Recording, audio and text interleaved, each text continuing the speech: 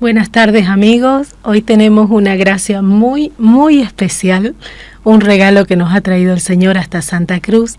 Tenemos en cabina a nuestro querido Padre Fray Nelson Medina. Le damos la más cordial bienvenida, Padre, y vamos a explotar un poquito toda esa abundancia de gracia que usted nos da en sus prédicas para llegar a todos esos matrimonios que de repente ya tiraron la toalla o que creen que ya no hay más nada que hacer, y quienes hemos tenido también esa gracia de conocer a Cristo sabemos que sí, a través de Él sí hay muchísimo que hacer, de hecho casi el inicio nuevamente. Entonces hoy vamos a tocar este tema con Fray Nelson Medina, cómo podemos como matrimonios ayudarnos en la santificación o en llegar más a Cristo uno a través del otro. Bienvenido, Padre.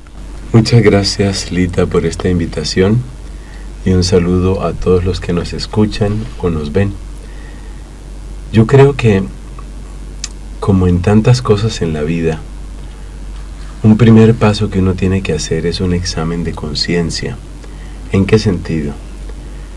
En el sentido de que si somos sinceros, muchas parejas iniciaron su camino sin pensar mucho en Dios. Y esto no lo digo como una especie de regaño simplemente, no se trata de eso, sino más bien se trata de entender que si nosotros hemos empezado el camino lejos de Dios, lo primero que necesitamos es acercarnos con humildad a Él, acercarnos de todo corazón. Porque a veces he conocido el caso de parejas o de personas casadas que se preocupan tanto de que les funcione su matrimonio, que se olvidan que su principal aliado es Dios. O sea que lo primero es volver hacia Dios, lo primero es volver hacia Él, porque humanamente el matrimonio tiene muchos elementos que lo pueden fortalecer, pero también tiene muchos elementos que lo pueden debilitar y tiene muchas amenazas. Entonces es necesario pegarse, es necesario aferrarse al que realmente puede darnos una fuerza distinta, una vida nueva. Así que lo primero es volver a Dios, eso es lo primero. Y quienes nos escuchan dentro de este examen de conciencia o autoevaluación también, podemos detectar ciertas señales, ¿cierto? Que nos pueden advertir cuánta necesidad tenemos de acercarnos, ¿no? La amargura, muchas veces ese resentimiento que hay en el corazón de algo que la pareja nos hizo años y seguimos viviéndolo como si hubiera sido ayer. Y hay muchas veces incluso ese sentido de revancha, ¿no? Uh-huh. De si él me la hizo, pues yo también. Entonces, ¿cuán dañino es esto, no, Padre? Completamente. Y yo creo que el verdadero matrimonio, por lo menos desde la perspectiva cristiana, no consiste en centrarse en la mujer ni en centrarse en el hombre. No es tanto, como decía hermosamente este escritor y pensador francés, Antoine de Saint-Exupéry, decía él, es el autor del Principito, él decía, no es tanto mirarse el uno al otro, sino mirar juntos en la misma dirección. Y para nosotros los creyentes, esa misma dirección será siempre el Señor. En la medida en que cada uno se concentra solo en sí mismo, como en buscar mi felicidad o buscar ganar o buscar que las cosas se hagan a mi manera, pues eso, en vez de acercar, lo que termina es distanciando, desgarrando más el matrimonio. Pero en la medida en que cada uno va saliendo de sí mismo y va descubriendo el camino que le propone el Señor, las cosas evidentemente cambian. Ahí es donde se da el verdadero cambio. Por eso, todo proceso de renovación matrimonial tiene que empezar ese examen de conciencia que le permite a la persona decir, esto empezó regular, esto empezó regular, o tal vez esto empezó mal. Porque cuando uno dice frente a Dios, esto empezó mal, ya uno está tomando una actitud de humildad. Y la humildad es la puerta para recibir muchas otras bendiciones. La palabra de Dios dice una frase impresionante. Dice, Dios resiste a los soberbios, pero da su gracia a los humildes. Entonces yo desde aquí, desde estos micrófonos, quiero enviar una palabra con mucho amor a todas las parejas. Y esa palabra es, empieza por reconocer tu parte. Empieza por reconocer lo que hiciste mal. Empieza por reconocer que Dios no tenía el verdadero lugar en tu vida. A partir de ahí vendrá la humildad, y con la humildad vendrá un camino. ¿Para qué? Para que ambos puedan mirar en la misma dirección. Y justamente hablando de este camino, anoche mientras oraba para preparar este tema, me parecía tan amoroso en la parábola de la oveja perdida, la mirada de Cristo, que esa única ovejita para Él vale tanto, ¿cierto? Y sin embargo, desde nuestra perspectiva humana, ese arrastre de las 99, que bueno, en la parábola el Señor, esas 99 son las fieles, ¿no? Y creo que desde nuestra perspectiva humana es al revés, ¿no? Las 99 somos las perdidas, y vemos muchas veces tan pocos matrimonios que sí son fieles a Cristo, o que sí, que lo buscan, que lo siguen, que nos arrastra más esa fuerza, ¿no?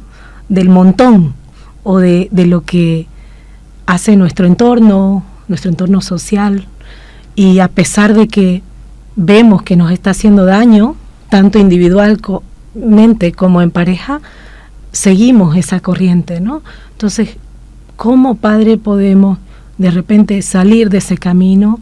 La parábola nos dice, escuchen mi voz, ¿no? Del Señor. Pero quienes de repente no conocen a Cristo, ¿cómo quienes sí lo conocemos podemos atraerlos a este camino? Yo creo que una persona que se ha encontrado con Cristo, se ha encontrado con un amor compasivo, un amor misericordioso. Y creo que la mejor manera de ayudar para que los hijos o el esposo o la esposa se encuentren con ese amor es tomar conciencia del tamaño de ese amor. Vamos a suponer este caso, una mujer que ha tenido un encuentro personal con el Señor, ha llegado a conocer del amor de Cristo, y esa mujer quiere que el esposo dé un paso, pero ya tiene que haber alguien en la casa que crea en Cristo. Si nadie en la casa ha dado ese paso, pues es muy difícil, tiene que empezar por alguna persona. Casi siempre es el esposo o la esposa con más frecuencia, pero ya conozco casos de los hijos, donde son los hijos los que empiezan ese camino en el Señor y después van llevando a los papás. Eso es muy lindo. Pero tiene que haber alguien, esa persona, por donde ya entró una luz, esa persona debe tomar conciencia del amor tan grande de Dios. Es decir, no te quedes mirando solo a la otra persona, con sus defectos, con su historia, con las heridas que tiene o que ha causado. No te quedes mirando solo a la otra persona. Mira ese depósito de amor inmenso que está por encima de la otra persona. Si nos quedamos mirando al ser humano, entramos en frustración y entramos en decepción. Hay un pasaje de la Biblia donde le cuenta el apóstol Felipe, le cuenta al apóstol Bartolomé, también llamado Natanael, le dice, mira, hemos encontrado a Jesús, al profeta, al Mesías, a Jesús de Nazaret. Y dice Natanael, humanamente hablando, dice, de Nazaret podrá salir algo bueno. Y yo creo que eso nos pasa cuando nos quedamos mirando solamente lo humano. Entonces, si tú te quedas mirando a tu esposo solamente pensando, pero es que de esa familia que él viene, pero es que ese egoísmo que ha tenido siempre, pero es que esa dureza y esa incredulidad, si te quedas mirando al ser humano, entras en frustración y en desesperación. Pero si tú te imaginas, por ejemplo, a ese esposo, y encima de él piensa como un depósito, como una bolsa gigante, gigante de amor que está sobre él y que quiere derramarse sobre él. Entonces no te quedes mirando a ese esposo, mira esa bolsa de amor inmenso, que es todo lo que Dios tiene preparado para él. Y eso es una maravilla. Entonces la fe va creciendo y uno va orando con mayor fe. Entonces mi recomendación es, en toda familia, Dios tiene que llegar por alguna parte, por alguna parte. Con mucha frecuencia es la mujer, pero no siempre. A veces es el esposo, a veces son los hijos. Y la persona que tenga ese amor de Cristo, no se quede mirando solamente a la otra persona, porque el ser humano siempre decepciona, siempre decepciona. Entonces yo tengo que mirar a la otra persona, pero mejor mirar un poquito arriba y descubrir esa bolsa gigante de amor que quiere derramarse sobre él.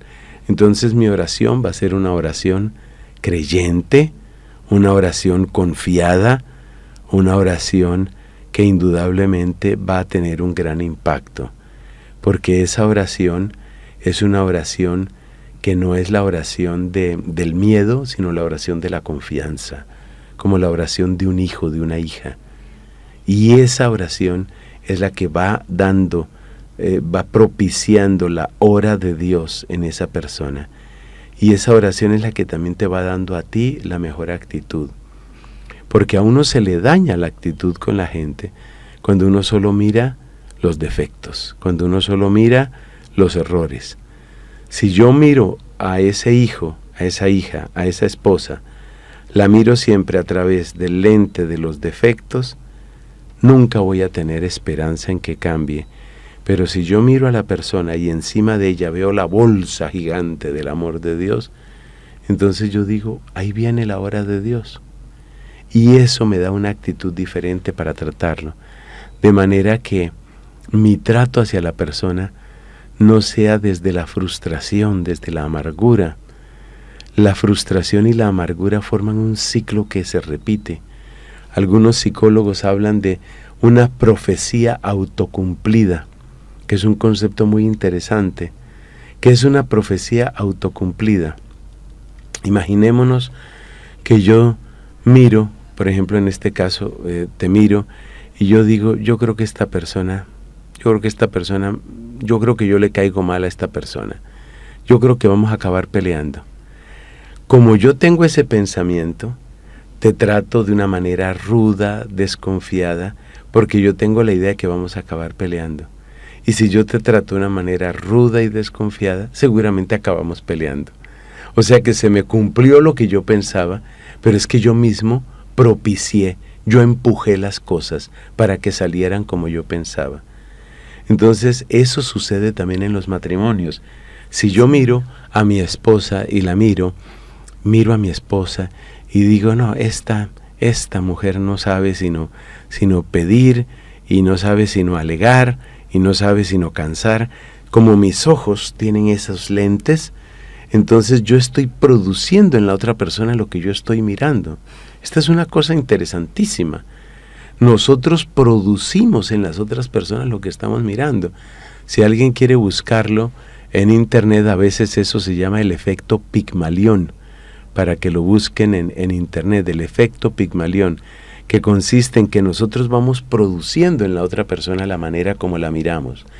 Entonces, si yo miro a la otra persona, la miro como un desastre, un egoísta, un caso perdido, yo termino produciendo lo que yo estoy mirando. Pero si yo estoy mirando, en cambio, esa bolsa de amor que me gusta hablar de ella, esa bolsa de misericordia que está encima de la cabecita del hijo, de la hija, de la esposa, del esposo, y que quiere depositarse, entonces mi mirada es una mirada de esperanza. Y a medida que yo voy cambiando la mirada, voy cambiando la actitud. Y a medida que yo voy cambiando la mirada y la actitud, va cambiando también el resultado. Ese es el camino. Y creo que nuestra mejor maestra para saber tener esa mirada es nuestra madre, ¿no? Mientras hablaba usted, recordaba ese pasaje en la boda de Caná, cuando Jesús le dice: ¿qué quieres conmigo, mujer? ¿Qué tienes conmigo, mujer? No ha llegado mi hora. Y la típica mujer de repente pudo haber dicho: ah, no, ¿qué se cree este? ¿No? Y se mandaba a mudar y no había el milagro. Pero nuestra madre, con toda su fe puesta en Dios, realmente solo les dice: hagan lo que Él les diga. Ella tiene, claro, ella tiene conciencia de todo ese amor que está en Él, aunque en ese momento no fuera visible. Es una bonita comparación la que estás haciendo. María conocía muy bien el amor que había en Cristo, el poder que había en Cristo, y aunque ese poder no fuera evidente en ese momento, ella sabía que ese amor estaba. Y al decirles a los servidores: hagan lo que Él les diga, lo que hizo fue ponerlos en contacto con esa bolsa gigante de amor. De ahora en adelante, cuando veas tu familia, tú míralos así. Tú mira a tu hijo y encima mírale una bolsa gigante de amor. Mira a tu esposa, a tu esposo y mírale una bolsa gigante de amor. Eso es algo muy hermoso, eso es algo muy profundo y eso es algo que yo creo que nos puede cambiar totalmente la dinámica familiar. Sin duda alguna, padre, y para quienes no han conocido de este amor o aún no han sabido mirar esta bolsa de abundancia, ¿no? Ocurre sobre todo después de la pandemia que muchos hogares han caído en escasez financiera, ¿no? Pérdida de trabajo, secuelas aún de la enfermedad, etcétera, pero esta escasez angustia sobre todo al varón, ¿no? Que es siempre el proveedor, pero realmente es algo que nos distancia mucho de la mirada en ese amor, porque nos centra en lo material, sin duda alguna, y como usted decía, ¿no? Miramos la escasez y producimos más escasez. Así es. Entonces, ¿cómo podemos orientar a quienes tienen este sentimiento, a quienes tienen este pesar actualmente, los hogares que están atravesando de repente por falta de empleo o que nos salen los planes como ellos lo proyectan? ¿Qué podemos decirles, padre? Bueno, no tenemos recetas, ¿no? Recetas, llamémoslas así, mágicas, no tenemos. Sí, no. Pero hay algo que yo quiero decir, y es que para muchos varones, por algo tú mencionaste el caso del varón, para muchos varones hay la idea de que todo su valor está en su capacidad productiva. Y ya eso es una exageración. Es verdad que es muy hermoso el hogar donde el varón, bendito sea Dios, tiene un buen trabajo, tiene la capacidad de proveer adecuadamente a la familia para que tenga lo necesario, como se dice popularmente, para que de vez en cuando se puedan dar un gusto. Eso está muy bien. Pero yo quiero decirles a los varones que escuchen estas palabras, y quiero decirles a las mujeres de esos varones, tenemos que superar esa imagen. Es decir, no podemos definir el valor de una persona por la cantidad de dinero que produce. Y en este sentido, los que rodean al varón, es decir, la mujer, los hijos que rodean al varón, pueden hacer maravillas. Me explico.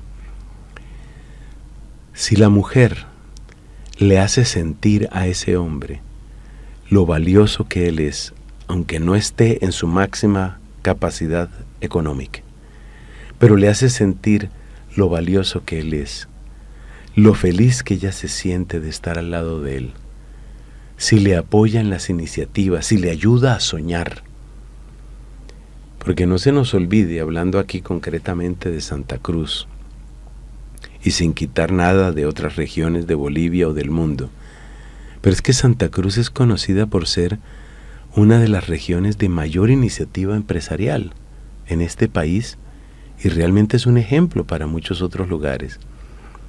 Entonces muchas veces el esposo puede sentir que las cosas están funcionando mal, pero tal vez viene una nueva iniciativa, tal vez viene un nuevo emprendimiento, y para eso lo que él necesita es calmarse un poco, serenarse, tener una mirada, un enfoque diferente y encontrar el camino para su creatividad.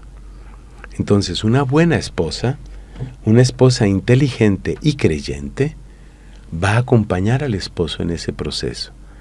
Primero que todo, haciéndole sentir que lo ama, que lo valora, que él no está en su mejor momento, está claro, pero ese hacerle sentir te amo y eres muy valioso para mí, eso hacérselo sentir con palabras, con actitudes, con su misma acción corporal, con sus detalles, eso le ayuda a él a que no se mire únicamente como un cajero automático que tiene que producir bolivianos y bolivianos, sino que es un hombre que es valioso.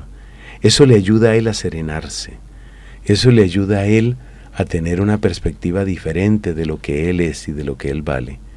Desde esa perspectiva, seguramente viene alguna iniciativa, un camino nuevo. ¿Cuántas personas, por favor, cuántas personas han tenido que pasar, no por una ni dos, sino por varias ruinas? A mí me asombra eso. Yo he conocido personas que han pasado por 2 y 3 momentos de ruina económica, pero se han levantado, y se han levantado con más fuerza, y se han levantado con una nueva iniciativa. Voy a trabajar en una importación, voy a trabajar en esta manufactura, voy a abrirme a esta línea de comercio, voy a proponer este programa de software. Es decir, la iniciativa es lo que realmente le da la fuerza a un país y le da la fuerza a una familia. Entonces lo que necesitamos es, primero, quitarle al varón la idea de que solo vale por la cantidad de dinero que esté produciendo. Y segundo, que pueda sentirse sereno y amado para que pueda retomar iniciativa, seguramente desde un ángulo diferente, con un emprendimiento diferente que va a cambiar las cosas. Finalmente, respondiendo a esta inquietud sobre la escasez, no se nos olvide que en el mundo contemporáneo pues no es solamente el varón, sino que también la mujer tiene muchas veces su trabajo y tiene también su aporte económico. A este respecto quiero decir 2 cosas. Primera, por el amor de Dios, queridas parejas, jamás se les ocurra entrar en competencia ni en comparación. Y lo estoy diciendo porque ya conocí el caso de un matrimonio que se separó por un problema de sueldos. En ese caso, era la mujer la que estaba ganando mucho más dinero que él, y a esta mujer se le fue subiendo, como se dice, se le fueron subiendo los humos, las aspiraciones, y en un momento dado ella empezó a sentir que ese hombre era muy poquita cosa para ella. Entonces hay que tener cuidado con eso. El matrimonio, que es unión de cuerpos, que es unión de vidas, que es unión de corazones, tiene que ser también unión de economías. Entonces, bienvenida si la mujer, sintiéndose plenamente esposa y plenamente mamá, si lo es, puede proveer, maravilloso. Pero no caigan en la trampa de estar comparando o de estar compitiendo. Y segundo, la mujer también necesita, la mujer que trabaja, la mujer que produce dinero para la casa, también necesita, lo mismo que el varón, esa, podríamos decir, esa especie de respaldo. También ella necesita tener ese respaldo para su propia creatividad, porque así como en esta región, no le estoy hablando solamente a Santa Cruz, pero en primer lugar le hablo a Santa Cruz, así como en esta región hay tantos emprendimientos de varones, también hay mujeres que son muy exitosas y que realmente son un testimonio de prosperidad financiera honrada, honesta y buena para todos. Entonces, eso para que también lo tengamos en cuenta. Sin duda alguna, y realmente nuestro medio es una tendencia, ¿no?, muy fuerte. Bien, Padre, agradezco muchísimo que nos hubiera acompañado. No son los sanos los que necesitan del médico, nos dice Jesús, y esperamos que estas palabras realmente hubieran llegado a esos enfermos que muchas veces incluso ni siquiera admitimos que somos enfermos, a quienes no han conocido a Cristo, que sus palabras lleguen, Padre, a cada una de esas personas, a cada uno de esos matrimonios, y que podamos seguir disfrutando de la gracia de la palabra del Señor mediante sus prédicas. Muchas gracias, Lita, por esta invitación. Gracias a todos los que colaboran en la producción de este podcast. Y yo quiero terminar diciendo, mira, todos vamos a tener dificultades, todos. Todos vamos a pasar por enfermedad, vamos a pasar por tantas cosas. Pero te quiero decir algo, con Cristo en el centro de tu corazón y con Cristo en el centro del hogar, es otra historia. Se viven las dificultades, se viven las crisis, se viven las cañadas oscuras, pero qué diferente la cañada oscura si nos está acompañando el buen pastor. De nuevo, muchas gracias, que Dios te bendiga y a todos nuestros oyentes. Muchas gracias, Padre.